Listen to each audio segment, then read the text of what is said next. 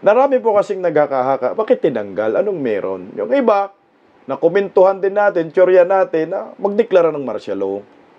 Kasi nga, nangyari na pa rin sa tatay niya na tinanggal yung Vice President sa National Security Council at biglang nagdeklara ng martial law.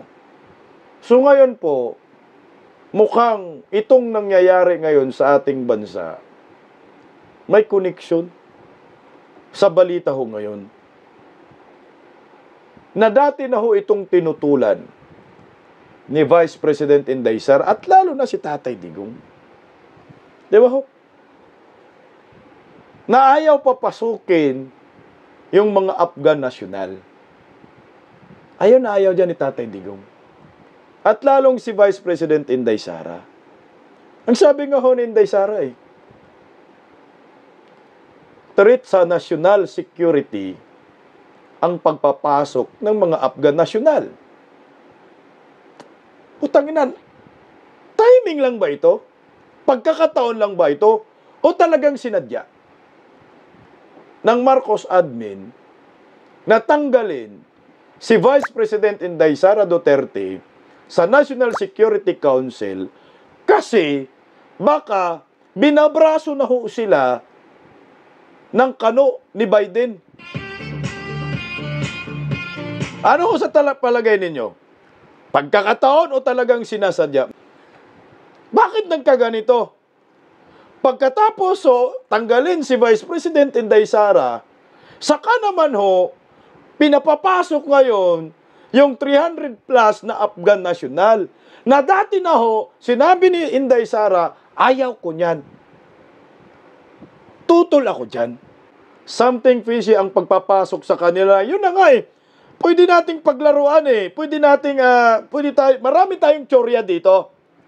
Kung bakit, pagkatapos tinanggal si Inday Sara dyan, na pagkatapos pinirman yung Executive Order 81 ni Ngagba, saka naman pinapapasok yung Afghan, 300 plus, dahil alam naman natin si Inday Sara, galit dyan, ayaw, kasi sabi nga ni Inday Sara threat sa national security ang pagpapasok ng Afghan national.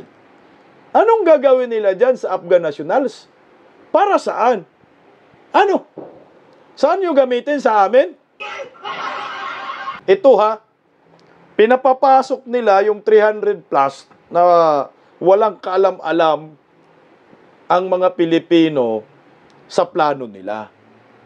Dapat ang ginawa nila, meron silang public consultation. Pinaalam, ito dapat yung hinihiring ng mga buhaya sa Kongreso. No? Ito dapat yung hinihiring nila. Dapat pinag-usapan nila, binubulag lang pala tayo, maraming diversionary tactics na nangyayari Nakapuko sa mga Duterte, yun pala may pumuslit na 300 plus na Afghan national.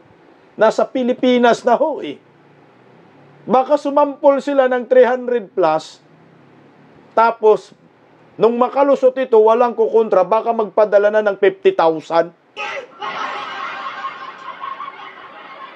Okay. Baka sabihin ninyo fake news, Pakinggan natin yung balitang ito para maliwanag ito.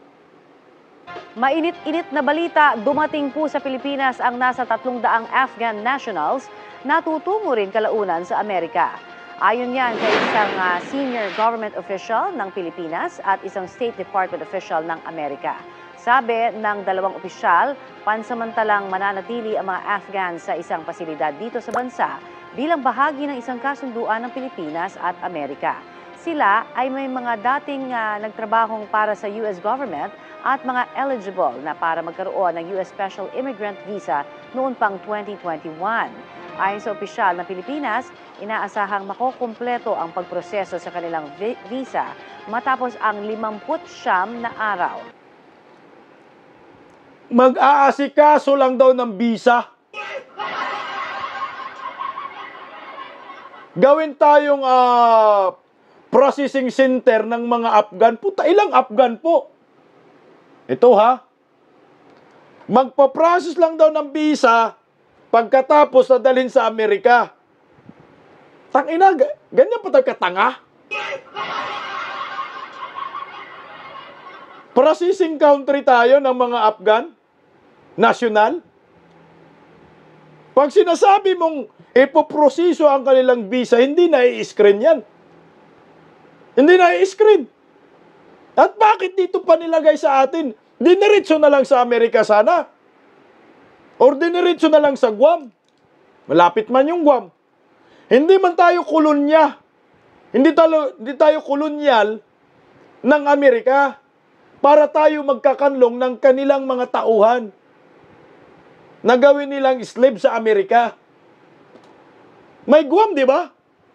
Tika, pag sinasabi mo dito magpa-process, hindi pa po yan 100% na screen nila yung mga tao na yan. 300 nandito ha? 300 plus na Afghan national. Kung merong suicide bomber dyan, kung merong nakapasok ng mga terorista dyan, nandito na yan ha, pumapasok na, nandito na sa Pilipinas. Oh, sa tingin nyo ba, kayang kontrolin ni Ngagba ito? Eh di may concern pa rin ho sa national security. Na sinasabay nila. Sino magpapakain yan? Sino yung gagastos dyan? Tayo. Ano talaga ba ang purpose nila? Kasi duda ho ako guys ganito. Kung talagang may malasakit po itong mga kano sa mga refugees kuno ng Afghan, bakit tayo po yung binagsakan nila? Bakit ayaw na lang nila i-direkta doon sa kanilang lugar sa Amerika or kung saan lugar, meron silang kolonyal yung Guam. Doon na lang sana. Bakit nandito sa ating bansa? Eh kung may nakapuslit dyan, sa 300 plus na yan, sabihin na lang natin mayroong 20 na mahalang na bituka dyan. Kasi hindi pa ho yan nila inaasikaso, walang visa daw eh. Ang tanong, may visa rin pala, may visa ba yan? Papunta ng Pilipinas, yung mga Afghan nationals. Yan ang tanong dyan. At bakit tinanggap po yan sa ating bansa? Meron bang kaukulang proseso? Ito ay threat sa nasyonal natin. Ito yung sinasabi ni Inday Sara. Bawat isa ba yan sa mga taong iyan, yung identity nila, na-screen ba nila ng 100%? Kasi walang alam ang mga Pilipino dyan. Walang alam tayo dyan. Na ngayon, magulat na lang tayo, nakarating na. Ano po ba ang kanilang prosesong ginawa para pumayag po itong singiwiim na papasukin yung mga Afghan nationals? Kamuta lang sa ulo, anong gagawin natin? Eh kung may terorista dyan, sumasakay lang, dito tayo sa Pilipinas. Anong gagawin natin dito? So hindi natin alam kung ano ang mangyayari sa ating bansa. Dahil sila na po mismo nagpapasok ng mga alien na hindi natin kilala. Kung ang Amerika, hindi nila pinadiretso sa kanilang bansa, bakit tayo pumayag na papuntahin sila sa ating bansa, itong Afghan nationals? Anong meron sa mga Afghan nationals na ito, bakit hindi pinadiretso na lang sa Amerika? Kasi kung ang reason nila, visa, bakit? Processing, tayo ba yung processing ng country ng visa? Tangina, padiretso na sa Amerika. Pagdating dun sa Amerika, bahala kayo sa immigration ninyo, i-process ninyo yung visa ninyo, 55 days, doon kayo sa immigration ng Amerika magproseso, huwag sa Pilipinas.